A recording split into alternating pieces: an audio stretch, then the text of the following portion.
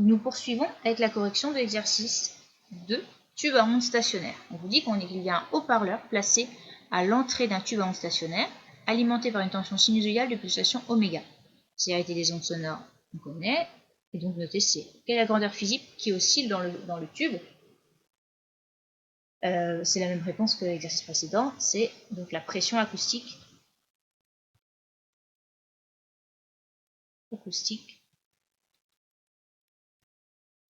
oscille dans le tube. Donnez la forme de l'onde PI de ZT engendrée par le haut-parleur.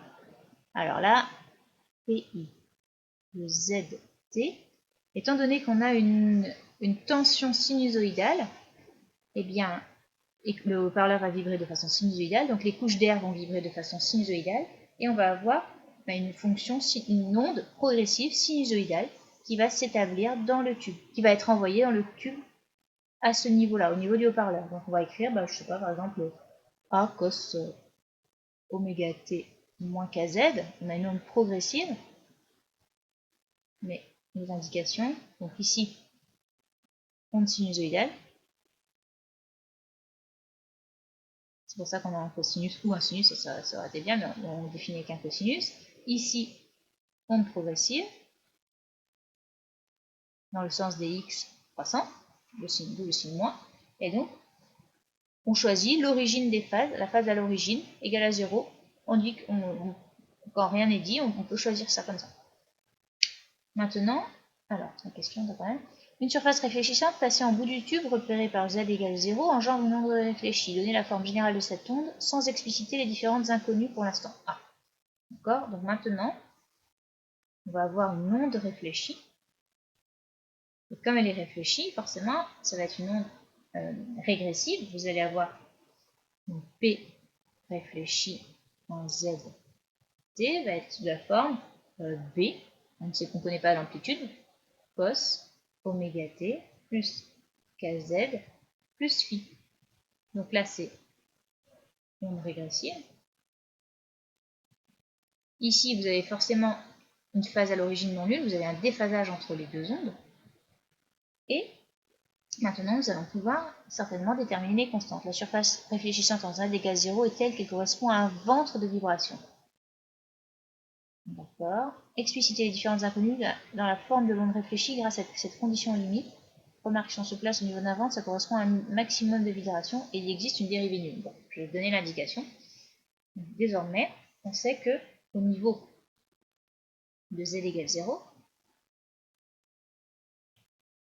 on a un ventre de vibration.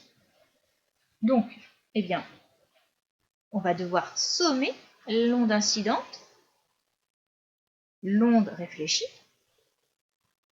et on va savoir que on va avoir l'amplitude une amplitude de ventre. Alors, en z égale 0, pardon. En z égale 0, on va avoir une amplitude de ventre. Et en fait, d'après l'énoncé, grâce à l'énoncé, on sait que si on a un ventre, on a la dérivée de l'onde incidente par rapport à z, donc prise en z égale 0, plus la dérivée de l'onde réfléchie par rapport à z. Prise, c'est la dérivée qui est prise en z égale 0, qui est égale à 0. Donc je vais dériver l'expression, donc on va avoir moins a oméga cos oméga t moins kz. J'ai dérivé par rapport au temps, n'importe quoi. Hop. Moins a k oméga, pardon, c'est avec un signe plus d'ailleurs, kz. Je dérive. Et d'ailleurs, oh là, on va tout reprendre. Hop, voilà. Je réécris l'expression et ce sera plus simple. Donc on a PI qui est de la forme A cos oméga t moins kz. Je dérive D de PI par rapport à Z, ce sera plus tranquille. On va avoir donc moins fois moins de la part de la dérivée, moins K A sinus de oméga t moins kz. Donc autrement dit, K A sinus oméga t moins kz. De la même façon, la dérivée de l'onde réfléchie, dont l'expression est encore par rapport à z, est écrite au-dessus. Ça nous donne également, donc cette fois, moins, il y a un moins, parce que la dérivée de cosinus c'est moins sinus, donc moins kb sinus oméga t plus kz plus pi. Voilà, et maintenant nous allons pouvoir sommer ces deux termes et voir que donc ak sinus, donc en z égale 0, en z égale 0, oméga t moins bk sinus oméga t plus pi doit être égal à 0. Donc attention, cette expression doit être valable à tout instant, pour tout instant. Ça implique donc, si je mets k en facteur, que a égale, soit a égale b et phi égale 0, ou a égale moins b et phi égale pi. Et donc maintenant, on en déduit l'expression de l'onde réfléchie qui va être égale à a cos oméga t plus kz tout simplement. Si je prends ce choix-là, ça revient au même évidemment que je prenne celui-là ou celui-là, vous arrivez à la même expression. Soit a égale moins b et à ce moment-là cos de oméga t plus kz plus pi, ça vous donne moins cosinus de oméga t plus kz, et les deux signes moins disparaissent. Donc vous avez bien la même expression. Question suivante, question 5. En déduire la forme de l'onde totale, montrer que cela correspond effectivement à une onde stationnaire, représentée-la à différents instants. D'accord? Et bien donc il suffit de sommer P de Z et de T, c'est la somme PI de Z et de T plus P réfléchi de Z et de T.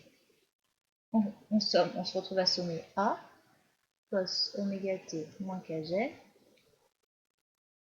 plus cos oméga T plus kz.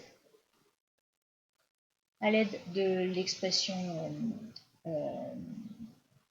de forme trigo, on se retrouve avec A cos oméga T cos de moins kz plus sinus oméga t, je vais une grande accolade ici, sinus de moins kz plus cos oméga t cos kz moins sinus oméga t sinus kz. Et là, cosinus donc sinus de moins kz, hop, on va mettre un petit peu de couleur, sinus de moins kz est égal à sinus de kz. Donc ces deux termes-là disparaissent. Voilà pour ça. Donc ces deux-là, je mets en vert. Hop, ces deux-là disparaissent. Et par contre, ici, cosinus de moins kz et cosinus de kz, ce sont les mêmes. Donc je vais mettre en orange. Ici, celui-ci, c'est égal à cos de kz. Et donc on se retrouve finalement avec 2a cos oméga t cos kz, ce qui correspond, non c'est très mal écrit, cos kz, qui correspond à la définition d'une onde stationnaire pour laquelle vous avez séparation d'un côté la variation temporelle, les deux variables sont découplées, elles n'apparaissent plus dans la même fonction mathématique. Vous avez d'un côté la vibration temporelle, de l'autre côté la dépendance spatiale. Donc si vous représentez, c'est ce qui est demandé, l'onde à différents instants, hop, donc on va représenter la vibration. Alors je peux commencer, on peut très bien avoir une onde comme ceci. Ensuite on peut avoir donc AT. Alors d'ailleurs AT égale 0, on peut le voir. AT égale... non, là... non, pas forcément. On a... peu importe, on a un certain instant. Non, ben, si on met T égale une demi-période, T sur 2, vous avez l'onde qui est nulle. T égale 0, on va avoir un maximum de l'amplitude au niveau du ventre. Donc là, on est en Z égale 0. Ici, en Z égale 0, on va avoir un ventre. On va essayer de bien le faire. On va avoir quelque chose comme ça. Voilà. Et AT égale une période, eh bien, si je fais AT sur 4, on a toujours un ventre, mais on n'a pas forcément AT sur 4. On peut avoir plusieurs choses. Comme ça, comme ceci. Pour ce qui est de en déduire la forme, donc ça c'est bon. Proposer une méthode pour mesurer la longueur d'onde. Bon, mesurer la longueur d'onde, et bien justement c'est ce que vous ferez en TP. Donc, mesurer la longueur d'onde. Comment est-ce que vous pourrez le faire? Il vous suffit de mettre des récepteurs